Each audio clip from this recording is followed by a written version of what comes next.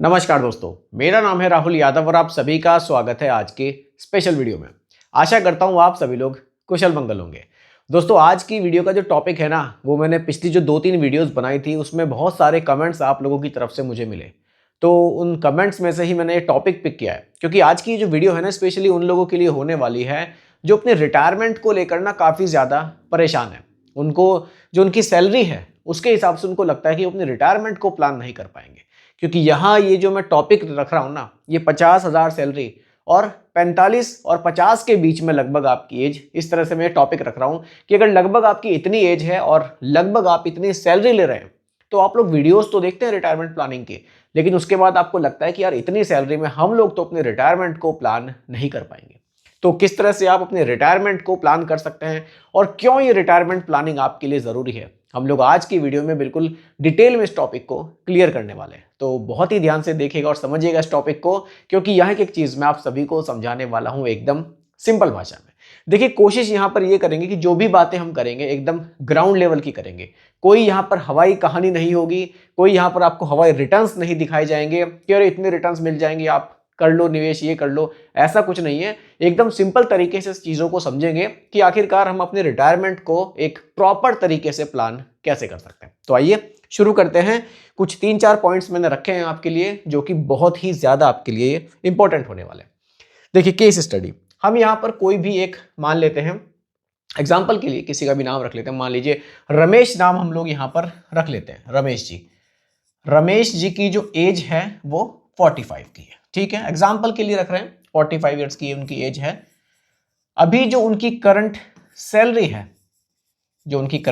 है वो 50,000 हम लोग रख लेते हैं। ठीक है, किसी प्राइवेट सेक्टर में ये जॉब करते हैं और नॉर्मल यूट्यूब पर वीडियोस भी ये देखते हैं कि अपने रिटायरमेंट को प्लान करना ज़रूरी है।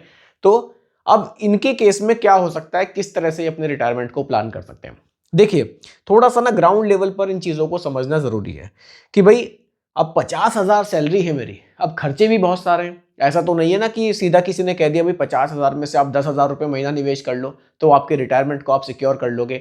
लेकिन क्या 10,000 रुपये निकाले जा सकते हैं, क्या 15,000 रुपये निकाले जा सकते हैं इन 50,000 में, वो भी समझना ज़रूरी है। क्योंकि जो 45 की जो एज होती है ना, इस समय पर जिम्मेदारियां भी सर पर बहुत होती हैं। अब देखिए, जिम्मेदारियों के हिसाब से तो एसआईपी भी आपको अलग अलग पार्ट में करनी चाहिए, लेकिन आज हम लोग केवल रिटायरमेंट को लेकर ही बात करेंगे, बाकी चीज़ों को लेकर नहीं करेंगे। फिर भी अगर आपको लगता है कि आप किसी और टॉपिक पर वीडियो चाहते हैं कि मैं कैसे अपनी प्लानिंग कर सकता हूँ, कितनी एज में किस तरह से कर सकता हूँ, तो उसके लिए आप मुझे अलग से कमेंट कीजिएगा। फिर हम लोग एक फ्रेश टॉपिक रखेंगे और अलग से वीडियो बनाएंगे। ठीक है, फिलहाल हम लोग 45 की एज और 50,000 अगर सैलरी है, रिटायरमेंट को प्लान करना है, इसको थोड़ा सा हम लोग डेप्थ में जाकर समझने की कोशिश करेंगे। ठीक है, कुछ पॉइंट्स और मैं आपको दिखा रहा हूं, अब उनको ध्यान से समझिए। सबसे पहले तो दोस्तों माइंडसेट फिक्स करना जरूरी है कि हाँ मैं ये कर सकता हूं। अब देखिए, 90% लोग अगर आप देखेंगे ना, तो एसआईपी के बारे में सिर्फ वीडियोस देखते हैं, उनको समझने की कोशिश करते हैं, लेकिन निवेश नहीं करते हैं। क्योंकि जब वो इसके बारे में डिस्कस करते हैं तो कुछ लोग कहते हैं यार तुम अब लेट हो गए, अब कोई फायदा नहीं है, अब अपने रिटायरमेंट को कैसे प्लान करोगे, अब तो टाइम बहुत कम है, 12 साल है, 15 साल है। तो वो लोग नहीं करते हैं। कुछ लोग कहते हैं बहुत रिस्की है, निवेश कर दोगे, पता चला मार्केट गिर गया, तुम्हारा पैसा डूब जाएगा। कुछ लोग कहते हैं कि यार तुम एजेंट के थ्रू निवेश कर रहे हो, एजेंट तुम्हारे पैसे ना मार ले। मतलब बहुत तरह की अफवाहें मार्केट में चलती हैं और लोग निवेश नहीं कर पाते हैं। लेकिन आपको 90% की जो भीड़ है ना, उससे अलग हटना है, उन 10% में आना है जो निवेश करते हैं। क्योंकि अगर आप निवेश करना शुरू करोगे ना, तभी आप इसके बेनिफिट को समझोगे। थोड़ा सा पॉजिटिव रहिए, पॉजिटिव माइंडसेट के साथ आप अपना निवेश स्टार्ट कीजिए, इन चीज़ों को थोड़ा सा बारीकी से समझिए, आपको लगेगा, कॉन्फिडेंस आएगा कि हाँ किस तरह से मैं निवेश कर रहा हूँ और किस तरह से यहाँ म्यूचुअल फंड में रिटर्न्स बनते हैं। इसके रिगार्डिंग बिल्कुल सिंपल तरीके से मैंने वीडियोस में काफ़ी समझाया हुआ है कि एसआईपी काम कैसे करती है। आप मेरे चैनल्स पर जरा जाकर देखिएगा, काफ़ी लोगों को उन वीडियोस से बेनिफिट हुआ है। तो आप अगर बेसिक से समझना चाहते हैं तो वो वीडियोस भी आपको मेरे चैनल पर देखने को मिल जाएंगे। ठीक है, सबसे पहले तो अपना माइंडसेट फिक्स करना जरूरी है कि मैं कर सकता हूं, ये हो सकता है। ठीक है, आगे बढ़िए। रियलिटी चेक देखिए, अब यहां कुछ लोग कहते हैं कि कोई बात नहीं, रिटायरमेंट की बात हम रिटायरमेंट पर करेंगे, अभी से प्लानिंग करने की क्या जरूरत है। देखिए, थोड़ा सा ना हवाई बातों को छोड़कर थोड़ा सा हम लोग एक ग्राउंड लेवल की बात करते हैं, रियलिटी चेक करते हैं। मान लीजिए प्राइवेट सेक्टर में मैं जॉब कर रहा हूँ, रमेश जी का हमने यहाँ पर एग्जाम्पल रखा है, 50,000 वो सैलरी ले रहे हैं। ठीक है, धीरे धीरे रिटायरमेंट करीब आ जाएगा, कोई उनके पास कोई बड़ा कॉर्पस तो नहीं है, सिर्फ सैलरी आ रही है और खर्च चल रहा है। एकदम से जब रिटायरमेंट की डेट आ जाएगी ना, तब अगर हम लोग आंखें खुलेगी हमारी, तब हम जागेंगे कि अब हम क्या करें, तो बहुत ज़्यादा दिक्कत हो जाएगी। लेकिन कुछ लोग यहाँ भी हवा में रहते हैं कि अभी बहुत टाइम है, रिटायरमेंट के टाइम पर देखेंगे कुछ पैसा आ जाएगा, उससे फिर हम लोग अपना जो मंथली प्लान है उसको ले लेंगे। लेकिन ऐसा नहीं हो पाता है। इसके लिए प्लानिंग बहुत ज़रूरी होती है। भाई हमारे पास अगर कहीं से करोड़ों का कोई कॉर्पस आना है तो बात अलग है, लेकिन अगर ऐसा कुछ नहीं है, हम लोग एक आम आदमी है, सिंपल सैलरी आ रही है, खर्चा कर रहे हैं, तो उसके लिए प्लानिंग बहुत ज़रूरी है। तो हवाई बातों को छोड़कर थोड़ा सा रियलिटी को देखिए कि मेरे पास आखिर है क्या, और जब 12-15 साल बाद में रिटायर होऊंगा तो मेरे हाथ में कितना पैसा होगा। भाई रिटायरमेंट के बाद का जो खर्चा होगा वो मेरा कहाँ से चलेगा, ये जानना भी तो ज़रूरी है ना अभी से। भाई ठीक है, 60 साल तक हूँ, मेरी जब तक सैलरी आ रही है मुझे कोई दिक्कत नहीं है, लेकिन जैसे ही मैं रिटायर होऊंगा तो फिर मेरा जो खर्च है वो कहाँ से चलेगा, इसके लिए प्लानिंग करनी बहुत ज़रूरी है। ठीक है, अब एक चीज़ और है कि कितना इन्वेस्ट कर सकते हैं। देखिए सैलरी हमने यहाँ रमेश जी की जैसे कि रखी है 50,000 रुपये, तो टोटल उस 50,000 सैलरी में कितना इन्वेस्ट कर सकते हैं, इसके रिगार्डिंग प्रॉपर एक वीडियो भी मैंने वैसे बनाई हुई है, आप उसको ज़रूर देखिएगा। मैं थोड़ा शॉर्ट में बता देता हूँ। सबके अलग अलग फॉर्मूले हैं, ज़रूरी नहीं है जो मैं बता रहा हूँ आप इतना ही निवेश करें। मैं अपने तरीके से बता रहा हूँ, हो सकता है कि किसी के खर्च ज़्यादा हो, किसी की सेविंग्स ज़्यादा हो, सबका अलग अलग तरीका होता है। अगर आप यहाँ 50,000 रुपये हैं जो आपके 50,000, इसका 70% जो है आपका, वो तो आपको खर्च के लिए पैसा चाहिए ही चाहिए।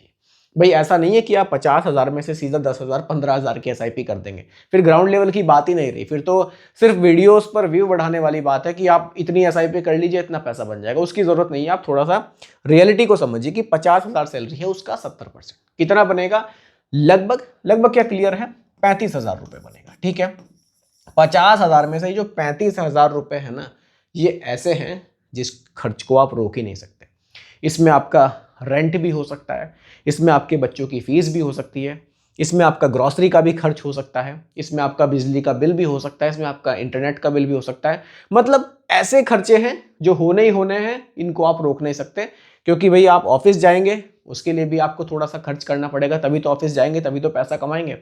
तो इसलिए 35,000 रुपये, 50,000 का 70%, कोई भी आपकी सैलरी उसका 70% तो ऐसा होता है जो कि आपके लिए नीड है, वो खर्च करना ही करना है। उसके बाद जो आपके पास पैसा बचेगा, अब कितना पैसा बचेगा, आपके पास बचेगा 15,000 रुपये। अब ऐसा भी नहीं है कि सीधा इन 15,000 की आप एसआईपी कर दें। भाई इमरजेंसी फंड भी आपको चाहिए, आपको हो सकता है कि फ्यूचर में कुछ प्लानिंग हो, 4-6 महीने बाद आपको कहीं घूमने जाना हो, उसके लिए आपको पैसे बचाने हैं। मतलब जो पैसा बिल्कुल आप कट टू कट नहीं चल सकते कि भाई 35,000 खर्च कर दी और 15,000 की एसआईपी कर दी, वो भी फिर ग्राउंड लेवल की बात नहीं होती। अब ये जो 15,000 आपके पास बचे हैं, इसका 40%, 15,000 का 40% कितना बनेगा, वो बनेगा सीधा सीधा कितना, 6,000 रुपए। 6,000 रुपए, ये जो 6,000 रुपए है ना, इसकी आप एसआईपी कर सकते हैं, जो कि आप नॉर्मली चला सकते हैं। यानी कि 50,000 रुपए सैलरी में अगर आपको थोड़ी सी प्लानिंग करनी है तो आप 6,000 रुपए की एसआईपी कर सकते हैं। अब देखिए जरूरी नहीं है कि सब लोग 6,000 रुपए को मैनेज ही कर लें। हो सकता है कुछ लोग कहें मैं 8,000 करूंगा, कुछ लोग कहेंगे मैं 4,000 ही मैनेज कर पाऊंगा। वो फिर सबका थोड़ा सा अलग अलग होगा। लेकिन नॉर्मली अगर आप एक थोड़ा सा सीरियस इन्वेस्टर हैं, आप थोड़ा सा डिसिप्लिन में निवेश करना चाहते हैं, तो ये जो अमाउंट निकल कर आ रहा है ना, अगर आप इसको मेंटेन करते हैं तो आप एक प्रॉपर प्लानिंग फिर कर सकते हैं। ठीक है, अब एक्सपेक्टेशंस पर बात करते हैं। भाई 6,000 रुपए जो मैं निवेश करूंगा, इससे मैं क्या एक्सपेक्ट कर सकता हूं।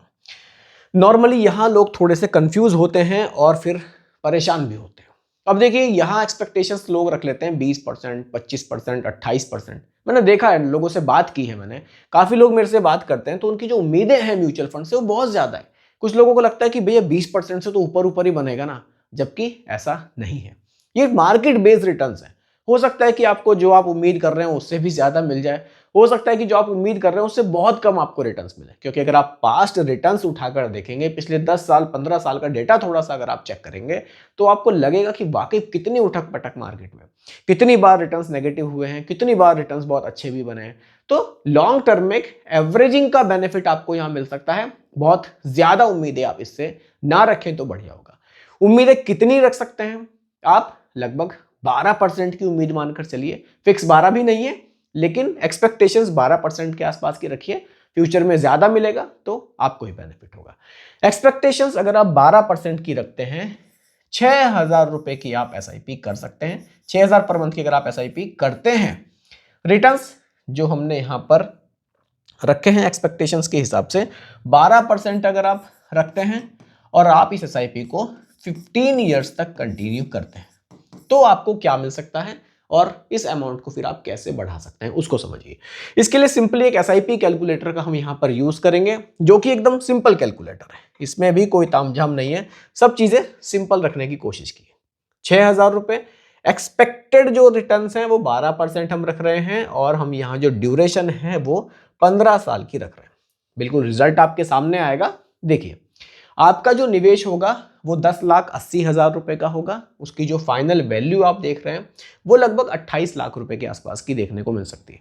मतलब ऐसा नहीं है कि हाँ करोड़ों में रिटर्न्स आपको दिखा दिए, ये ग्राउंड लेवल की बात हम लोग कर रहे हैं। बाकी तो कैलकुलेटर है, आप 15% भर दीजिए, 18 भर दीजिए, उतना ही ज्यादा रिटर्न्स दिखा देगा। लेकिन एक्सपेक्टेशंस उतनी ही रखिए जिसके मिलने के चांसेस ज्यादा हो। ठीक है, इसको समझना थोड़ा सा जरूरी था कि ऐसा ना हो कि हमने 6,000 की एसआईपी से फिर बहुत ज्यादा उम्मीदें यहां पर बना ली। ठीक है, 2-3 पॉइंट्स और हैं, उनको भी समझिए। स्टेप अप एसआईपी, ये थोड़ा सा आपके लिए जरूरी हो जाता है इस एज में कि आपको कैसे, मतलब जो निवेश आप कर रहे हैं उसको कैसे आप बढ़ा सकते हैं। अब देखिए, 6,000 की आप एसआईपी कर रहे हैं, ठीक है। स्टेप अप का मतलब है जो आपका एसआईपी का अमाउंट है, इसको आप हर साल कुछ परसेंटेज में बढ़ाते हैं, या फिर आप इसको पैसों में भी बढ़ा सकते हैं कि हर साल मैं 500 रुपए बढ़ाना चाहता हूं। नई एसआईपी करने के मुकाबले ये थोड़ा सा बेटर ऑप्शन है। मान लीजिए आपने स्टेप अप किया यहां पर 10% का, इससे बेनिफिट क्या होगा उसको समझिए। जैसे जैसे महंगाई बढ़ रही है, सैलरी बढ़ रही है, तो जो आपकी एसआईपी है ना, ये ऑटोमेटिकली बढ़ती रहेगी। बढ़ने से फिर क्या होगा, आपको नई एसआईपी करने की जरूरत नहीं है, आप धीरे धीरे उसको बढ़ा सकते हैं। स्टेप अप एसआईपी का बेनिफिट आपको दिखाऊंगा, इसका भी एक कैलकुलेटर है, इसका भी सिंपल कैलकुलेटर आपको दिखाऊंगा। देखिए, मंथली एसआईपी हमने रखी है कितनी, 6,000, ठीक है। यहां पर जो स्टेप अप है वो हम कर रहे हैं 10% का, ठीक है। एक्सपेक्टेड जो रिटर्न्स है यहां पर वो हम रख लेते हैं यहां पर 12% के, जैसे कि हमने रखे थे नॉर्मली 12% ही रखेंगे। तो यहां पर आप देखेंगे जो आपका इन्वेस्टमेंट है वो 22,87,000 रुपए है, उस पर जो रिटर्न्स है वो 29 लाख के हैं, और जो टोटल वैल्यू है लगभग 52,10,000 रुपए के आसपास आपको देखने को मिल रही है। वहां आपको 28 लाख के आसपास देखने को मिल रही थी नॉर्मल में, स्टेप अप कर दिया तो ये 50 लाख से आप आगे थोड़ा सा बढ़ सकते हैं। रिटर्न्स यहां भी हमने नॉर्मल रखे हैं, सिर्फ 12% के रिटर्न्स पर ही कैलकुलेशन हमने की है। अब नॉर्मली लोग कहेंगे कि फंड्स मुझे कौन से लेने चाहिए। देखिए, फंड्स पर अगर मैं बात करूं तो यहां 45 के आसपास की आपकी एज है, अगर आप इक्विटी में जाना चाहते हैं, थोड़ा सा रिस्क आप ले सकते हैं, ड्यूरेशन भी 15 साल की है, तो फ्लेक्सी कैप का ऑप्शन आपके लिए बढ़िया ऑप्शन हो सकता है। लार्ज कैप में आप निवेश कर सकते हैं। मिड कैप स्मॉल कैप से थोड़ा सा दूरी रखेंगे तो ठीक रहेगा, क्योंकि ये एज ऐसी है, जरूरी नहीं है एसआईपी 15 साल ही चलाएं, हो सकता है कि जल्दी पैसों की जरूरत पड़ जाए, आपको पैसा निकालना भी पड़ जाए, कोई इमरजेंसी ऐसी आ सकती है। तो फ्लेक्सी कैप एक बढ़िया कैटेगरी आपके लिए हो सकती है, क्योंकि वहां पर आपको large cap, mid cap, small cap तीनों में एक्सपोजर मिलता है, तो बढ़िया कैटेगरी है। एक कैटेगरी आपके लिए बैलेंस्ड एडवांटेज फंड, जो कि एक हाइब्रिड कैटेगरी है, इसको आप रख सकते हैं, ये भी बढ़िया कैटेगरी है। दोनों को अगर आप मिक्स करके चलेंगे तो ये भी आपके लिए एक बढ़िया ऑप्शन हो सकता है।